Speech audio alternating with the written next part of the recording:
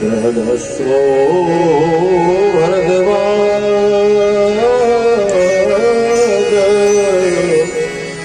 સશિષ્યો ધીમા કરો છે, વિશાલ આવે છે.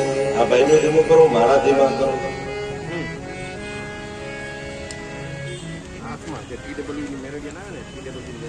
તો ભગવાન દ્વારિકા જતા પેલા કુંતાજીએ સ્તુતિ કરી છે અને ભગવાન રોકાયા. માત્ર કુંતાજી માટે રોકાયા નથી ભગવાન, પણ ઉત્તરાયણના સૂર્ય થાય અને પોતાની ઈચ્છા થાય ત્યારે મૃત્યુ પામે એવા આ જગતનો શ્રેષ્ઠ પિતૃ ભક્ત, એક જગતનો શ્રેષ્ઠ બ્રહ્મચારી દેવવ્રત, જેણે એવી ભીષણ પ્રતિજ્ઞા કરી કે એની ઉપરથી એનું નામ દેવવ્રત માંથી ભીષ્મ થઈ ગયું. અષ્ટ પ્રકારના બ્રહ્મચર્યનું પાલન કર્યું આજીવન. મહાન પિતૃ ભક્ત, પિતાને ખાતર હસ્તિનાપુર નું એ રાજ્ય, એની ગાદી કોઈ દિવસ લીધી નહીં.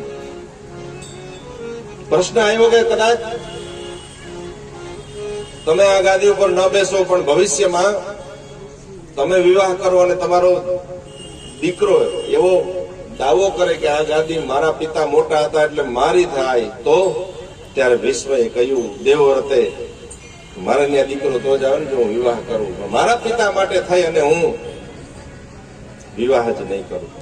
હવે ભીષણ પ્રતિજ્ઞા કરી એટલે એનું નામ દેવવ્રત માંથી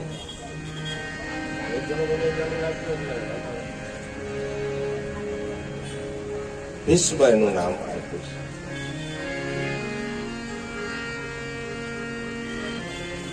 અર્જુનના એ બાણથી વિધાયેલા કુરુક્ષેત્રના મેદાનમાં ભીષ્મ પિતામાં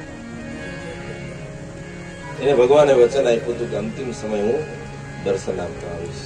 યુદ્ધ ચાલુ હતું ને ત્યારે દુર્યોધને કહ્યું કે મને એમ લાગે છે કે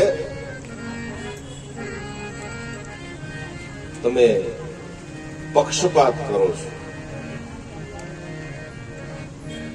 અમારી સાથે છો પણ તમે ભલું ઈચ્છો છો પાંડવોનું. આમ જ યુદ્ધ કરશો ને તો વહેલો મળી જાય. ભીષ્મ કાને આના મોતની બીક બહુ છે, મૃત્યુની બીક છે, એનો ભય છે. એક કામ કર, સવારે હું ઉઠું બ્રહ્મ મુહૂર્તમાં સંધ્યા વંદન પૂજા કરું ત્યારે મારી પૂજા સંપન્ન થાય એટલે તારી પત્ની ભાનુમતી મોકલજો, હું આશીર્વાદ આપીશ. અખંડ સૌભાગ્યવતી ભવ. જ્યાં સુધી ભાનુમતી છે ત્યાં સુધી તારો વાડ વાંકો ન થાય, જા. દુર્યોધન રાજી થઈ ગયો. બે જ વ્યક્તિ વચ્ચે વાત થઈ હતી, ભીષ્મ પિતામહ અને દુર્યોધન. સાંજ પડી, બધા પોતપોતાની છાવણીમાં ઘસઘસાટ થાયકા પાયકા સુઈ ગયા. બધા સુઈ ગયા પણ દ્વારિકાધીશ કૃષ્ણને ઊંઘ આવતી નથી. આજે જો આશીર્વાદ મળી જાય ભીષ્મ પિતામહનો ભાનુમતીને તો દુર્યોધન મરે નહીં. કઈક એવી યુક્તિ કરવું.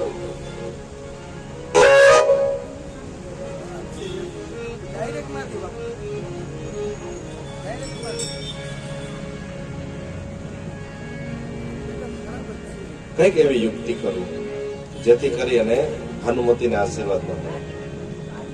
મધ્યરાત્રિએ યુક્તિ સૂચી ગઈ. ભગવાને વિચારી રાખ્યું અને એ અંધકારમાં દ્રૌપદી જે છાવણીમાં હતા ને ત્યાં ગયા છે. સુતેલા દ્રૌપદી ઘસઘસાટ ઊંઘમાં હતા. જઈ અને શ્રી કૃષ્ણે પોતાના પગનો અંગૂઠો દ્રૌપદીના પગના અંગૂઠાને સેજ સ્પર્શ કરાવ્યો ત્યારે તરત જ બેઠા થઈ ગયા દ્રૌપદી. અરે વાસુદેવ, અત્યારે ભગવાન કે એક શબ્દ પૂછતા નહીં, અવાજ કરતા નહીં, બોલતા નહીં, હાલો. છાવણીની બહાર લઈ ગયા. બોલો. ભગવાને કહ્યું કે દ્રૌપદી સ્નાન કરી લ્યો, ફટાફટ પૂજાની તૈયારી કરી લ્યો. આમાં પ્રશ્ન નહીં. ભગવાન કે પ્રમાણે થઈ જ જાય. પાંડવો અને દ્રૌપદી સ્નાન કરી પૂજાના વસ્ત્ર, જેને કૌશય વસ્ત્ર કહેવાય, પીળા વસ્ત્ર ધારણ કરી અને લાકડાની ચાકડી પહેરી. પૂજામાં જવું છે તો ચામડું નથી પહેરવું, એટલે લાકડાની ચાકડી પહેરી પૂજાની તૈયારી કરી અને દ્રૌપદી નીકળ્યા. ગુપ્ત રીતે જવાનું છે એટલે રથ લઈને જવાય નહીં, ગુપ્ત રીતે, કોઈને ખબર ન પડે. પણ વચ્ચે એવડું કુરુક્ષેત્રનું મેદાન, સામે કૌરવ પક્ષ અને અહીંયા પાંડવ પક્ષ. હવે એમાં વચ્ચેથી ચાલીને જવાનું છે એટલે બે જણા હાલતા થયા. હાલે ને એમાં એકદમ નીરવ શાંતિ હતી, રાત્રિનો સમય. દ્રૌપદી ડગલા ભરે એટલે લાકડાની ચાકડીનો અવાજ આવ્યા વિના રેજ ની ગમે એટલું ધ્યાન રાખે. ખટ ખટ ખટ ખટ થવા માંડ્યું. ભગવાને કહ્યું કે દ્રૌપદીજી એક કામ કરો, ચાકડી કાઢી નાખો. ચાકડી કાઢી હાથમાં લઈ પોતાના ઉપવસ્ત્રમાં રાખી અને ભગવાને ખંભે રાખી લીધી. અહમ ભક્ત પરાધીન યસ્વતંત્ર વિવત્તિ જાય, પોતાના ખંભે નાખી લીધી. આવ્યા ભીષ્મની છાવણીએ, કોઈને ખબર નથી. ભીષ્મ પિતામહ મધ્યરાત્રિએ તો ઉઠે નહીં, પેલા કઈ આલારમતા હતા નહીં. પેલા કુકડો બોલે અને લોકો જાગતા. ભગવાન કુકડો બની અને બોલ્યા જગાડવા માટે. જાગે તો પૂજા થાય, પૂજા થાય તો આશીર્વાદ મળે. રાતના કઈ મધરાતે તો કોઈ જાગે નહીં, જગાડ્યા.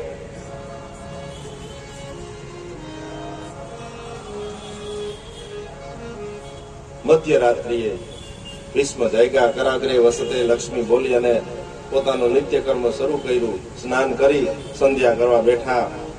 સંધ્યા કરી, જપ કરી અને છેલ્લે ઓમ વિષ્ણવે નમઃ, ઓમ વિષ્ણવે નમઃ, ઓમ વિષ્ણવે નમઃ એમ કરીને જલ છોડ્યું. હવે કૃષ્ણે કહ્યું દ્રૌપદીને કે જાઓ, હવે તમારે આશીર્વાદ લેવા જવાનું છે. લાંબી લાજ કાઢી લ્યો. બરાબર, પૂજા કરજો એના ચરણની, દાદાના ચરણની પૂજા કરજો, પછી તમને આશીર્વાદ આપશે. આશીર્વાદ લેવા માટે દ્રૌપદી આવ્યા. પૂજા કરી જ્યાં થોડો પાથરી અને જ્યાં પગે લાગ્યા અને ભીષ્મ હાથ ઉઠાવ્યા. અખંડ સૌભાગ્યવતી ભવાય, હાથ ઊંચા કર્યા. દ્રૌપદી રાજી થઈ ગયા. અરે આવો આશીર્વાદ, આવા મહાન વ્યક્તિ પિતામહ ભીષ્મનો. હરખમાં નરખમાં ઘૂમટો ઊંચો કરી નાખ્યો. ભીષ્મ પિતામહે જોયું કે ભાનુમતીના બદલે, દુર્યોધનના પત્નીના બદલે દ્રૌપદી આવી. તમે કેમ મને આશીર્વાદ ના આપો? તો ના, તમને આપવાના જ હોય. પણ આમ મધ્યરાત્રિએ આ કુરુવંશની આ પુત્ર વધુ આ રીતે એમ એકલી આવે યુદ્ધના મેદાનમાં થઈને, આ હારું ન કહેવાય. દ્રૌપદીને કંઈક તો જવાબ દેવો ને. એટલે કે હું એકલી ક્યાં આવી? તો કોને સાથે લાવી? મારી બેનપણીને લઈ આવી. ભગવાન કે જો દ્રૌપદી ભૂલ કરી ગયા. દ્રૌપદીને ભીષ્મ પિતામહે કહ્યું કે તારી બેનપણીને લઈ આવી હોય તો એને અંદર બોલાવો. બહાર અંધારામાં એકલું ઉભા છાવણીની બહાર, અહીં બોલાય. દ્રૌપદી પાછા વળી અને છાવણી બાજુ જાય બારોબાર. એને બીક લાગી કે આ કૃષ્ણ ભગવાન મને ખીજાશે કે આવા જ કરતા હોય. અને ધીરે ધીરે ધીરે ધ્રુજતા ધ્રુજતા આવ્યા બાયણે. તા તો બેનપણી હાવ તૈયાર જ હતી. સ્ત્રીના રૂપમાં ભગવાન તૈયાર હતા બેનપણી બનીને. અને ધીરે ધીરે આવ્યા, એને લાજ કાઢ્યા. લઈ આવ્યા ભીષ્મ પાસે. કહ્યું કે આ મારી બેનપણી છે. ભીષ્મ પિતામહે કહ્યું કે આ મારી પુત્ર વધુ હોવા છતાં એને લાજ અત્યારે હમણાં આશીર્વાદ આપ્યો એટલે સાડી ઊંચી કરી નાખી, આમ લાજ ખોલી નાખી.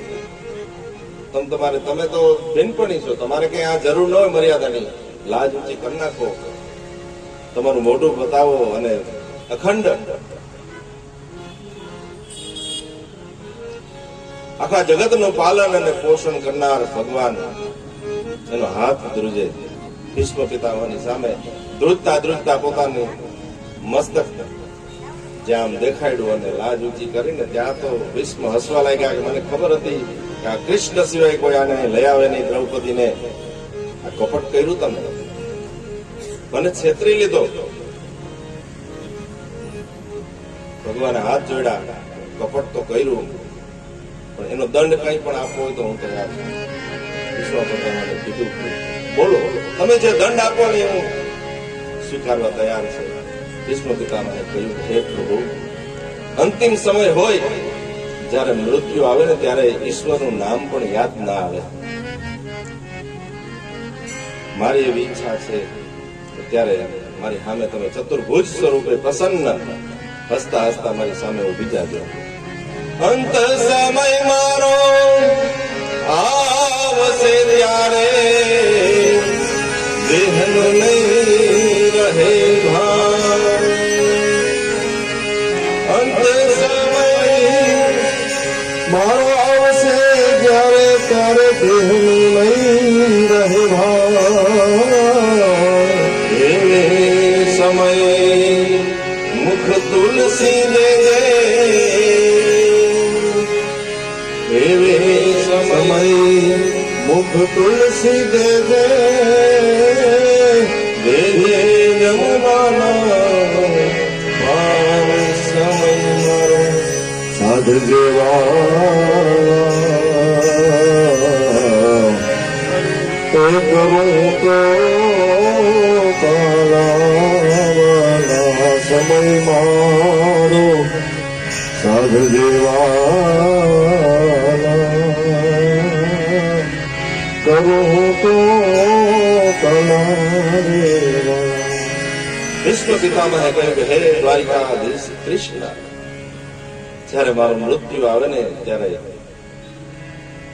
પ્રસન્ન હાસારુણ લોચનોલ્લસ મુખાંબુજો ધ્યાન પથસ ચતુર્ભુજ સ્વર્ગ મારી સામે આવી અને ઉભા રહી જાય. બસ એ જ ઈચ્છા છે.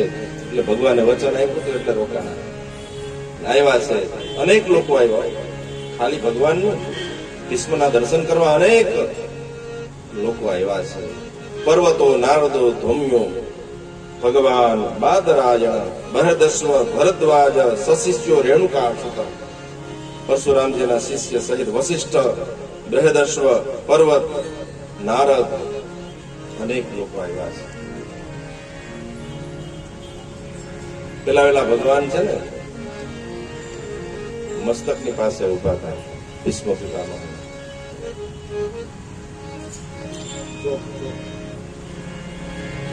ત્યારે ભીષ્મ પિતામહે જોયું બધા લોકો આવ્યા, મારે જેનું કામ છે એ વ્યક્તિ કેમ દેખાતા ભગવાનને નહીં જોયું. ત્યારે પાછળ ભગવાન ઉભા હતા. કહ્યું કે હે દ્વારિકાધીશ, મારી સામે મારા પગની આગળ ઉભા રહ્યો એટલે મને તમારું દર્શન થાય. પણ કેવા ભગવાન? કૃષ્ણ નહીં, દ્વારિકાધીશ નહીં, ચતુર્ભુજ નહીં, હસતા હસતા. સુંદર મજાનો શ્લોક છે, બહુ સરસ. સદેવ દેવો ભગવાન પ્રતીક્ષતા કલેવરમ યાવદિદં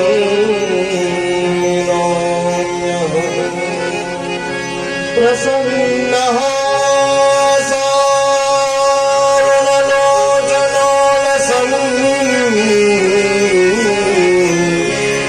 મુખાંબુજો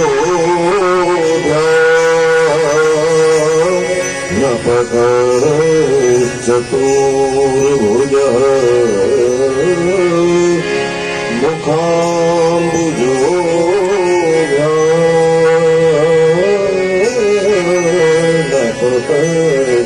ચતુર્ભુજ.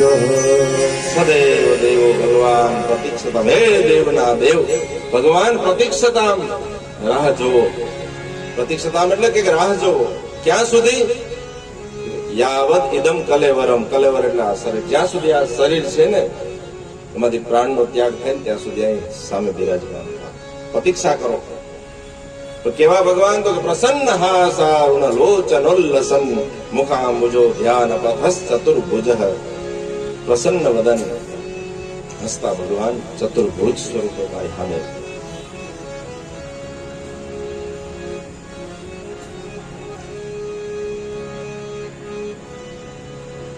એવા ભગવાન બિરાજમાન હતા. ભગવાન આવ્યા સામે, સ્તુતિ કરી છે.